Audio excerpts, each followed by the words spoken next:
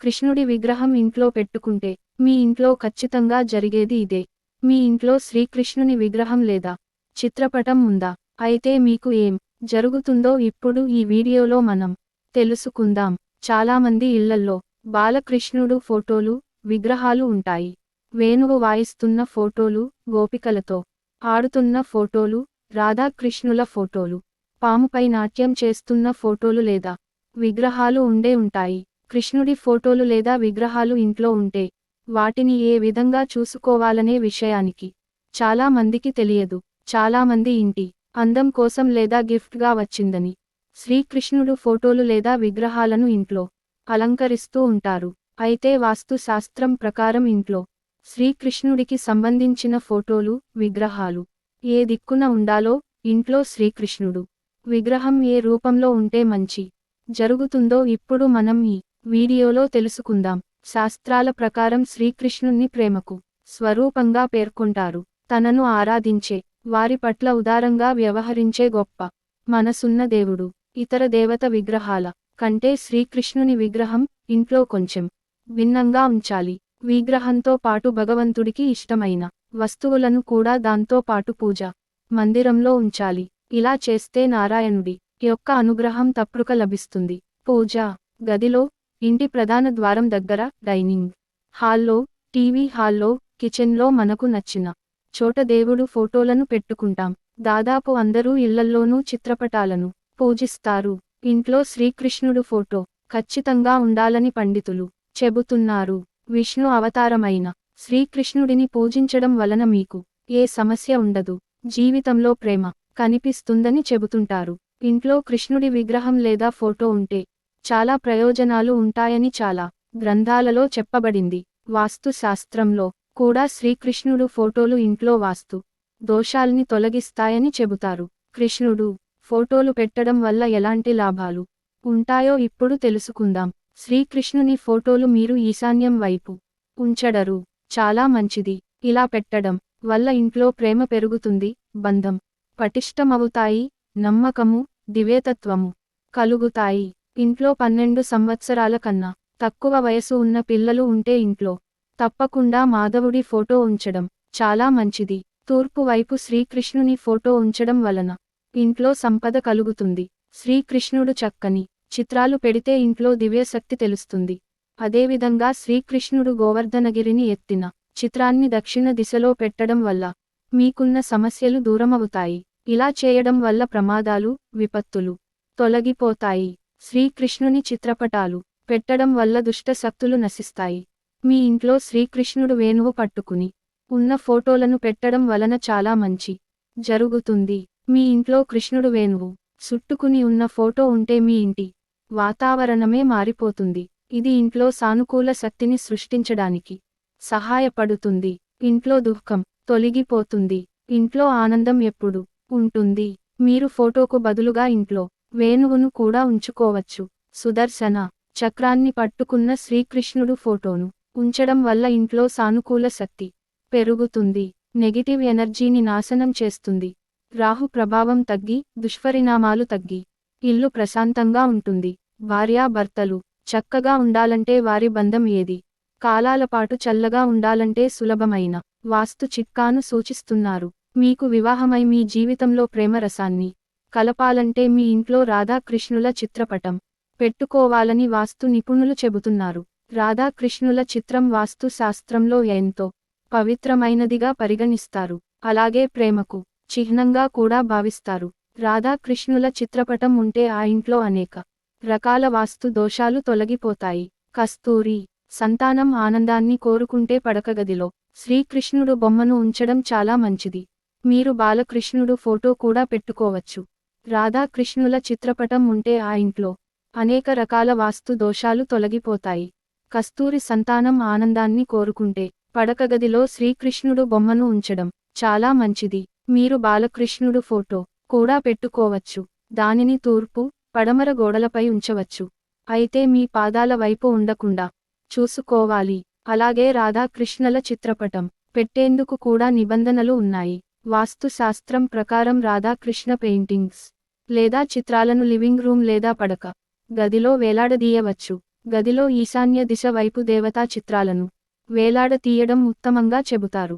అయితే రాధాకృష్ణ ఫోటోలు గదిలో నైరుతి దిక్కున ఉంచితే భార్యాభర్తల మధ్య నమ్మకము, నిజాయితీ ఉంటుందని శాస్త్రం చెబుతుంది. అలాగే రాధాకృష్ణ విగ్రహం అయితే హాల్లో రాగానే ఎదురుగా కనిపించేటట్లు ఉంచుకోవాలని వాస్తు పండితులు చెబుతున్నారు. తల్లి పిల్లల మధ్య మంచి అనుబంధం ఉండాలంటే యశోద శ్రీకృష్ణుని ఫోటో ఇంటిలో ఉండాలి. చాలామంది కృష్ణుడు ఫోటో లేదా విగ్రహం కొనేటప్పుడు కొన్ని విషయాలను అస్సలు పట్టించుకోరు.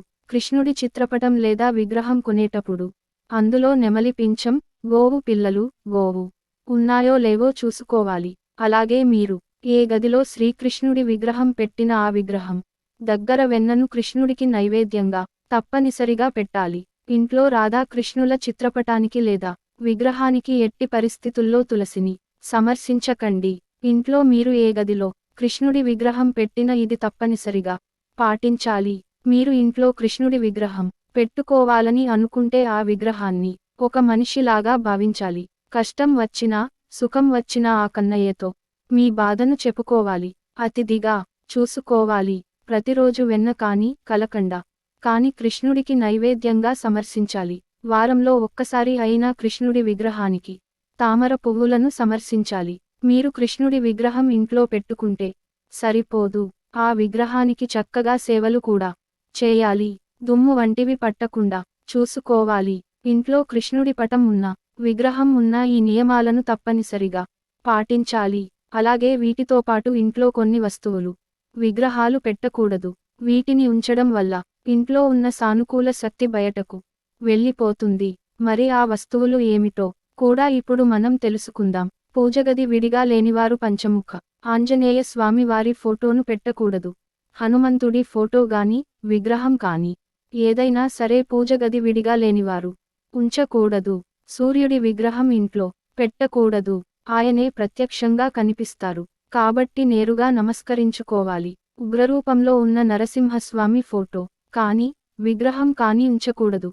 లక్ష్మీ నరసింహ, యోగ నరసింహ లేదా ప్రహ్లాద అనుగ్రహ నరసింహస్వామి ఫోటో పెట్టుకుని పూజ చేయవచ్చు.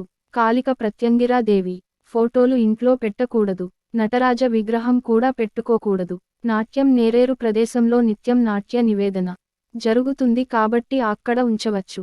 ఇంటి గుమ్మానికి దిష్టి కోసం అన్ని రాక్షసుల ఫోటోలు పెట్టకూడదు. ఇలా పెట్టడం వల్ల ఇంటి యజమాని తరచూ అనారోగ్యం పాలు అవుతూ ఉంటారు. ఇంటి గుమ్మం పైన వినాయకుడు ఫోటో కాని దిష్టి యంత్రం ఫోటో గాని పెట్టడం చాలా మంచిది. నిత్య పూజలో ఉన్న విగ్రహాలు పాడైపోయినప్పుడు వాటిని పూజగదిలో నుండి తీసివేసి గుడిలో పెట్టండి లేదా పారే నదిలో వేయండి.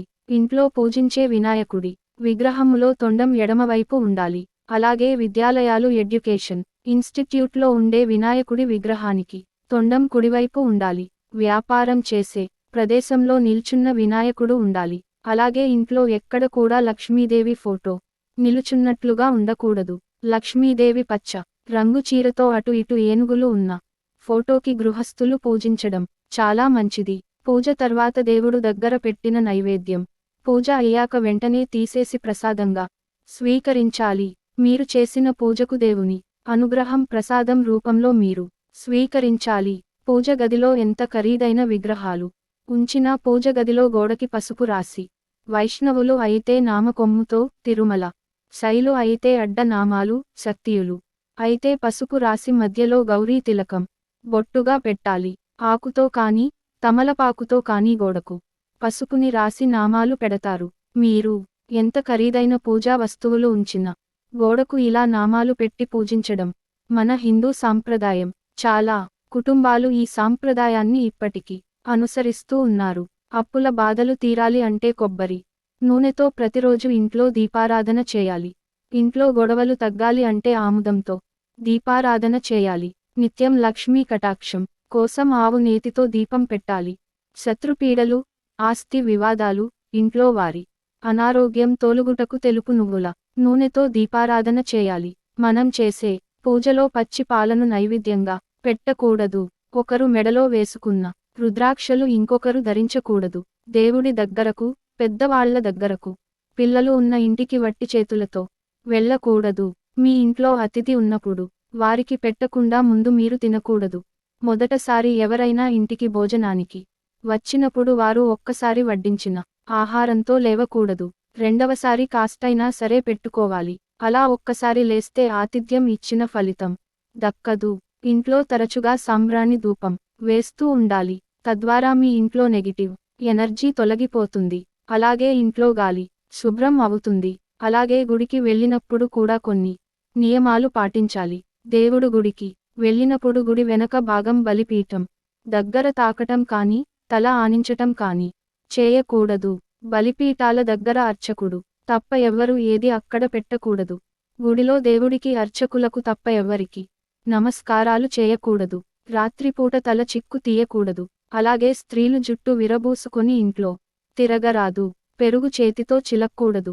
నీరు, పాలు, నెయ్యకి అంటూ ఉండదు. అవి ఎక్కడి నుండైనా ఎవరి నుండైనా తీసుకోవచ్చు.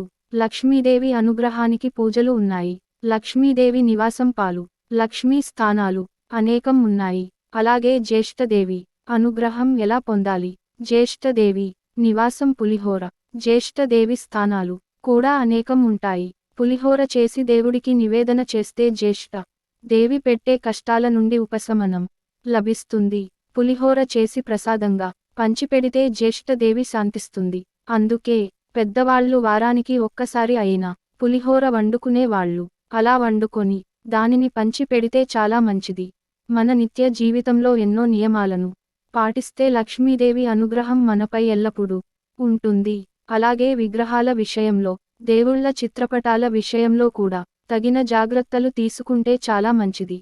ఫ్రెండ్స్, ఈ వీడియో గనుక మీకు నచ్చినట్లయితే ప్లీజ్ లైక్ చేసి మీ ఫ్రెండ్స్కి షేర్ చేయండి. అలాగే మా కొత్త వీడియోస్ మీకు వెంటనే చేరాలంటే మన ఛానల్ని సబ్స్క్రైబ్ చేసుకొని పక్కనే ఉన్నటువంటి బెల్ ఐకాన్ని ప్రెస్ చేయండి. ధన్యవాదములు.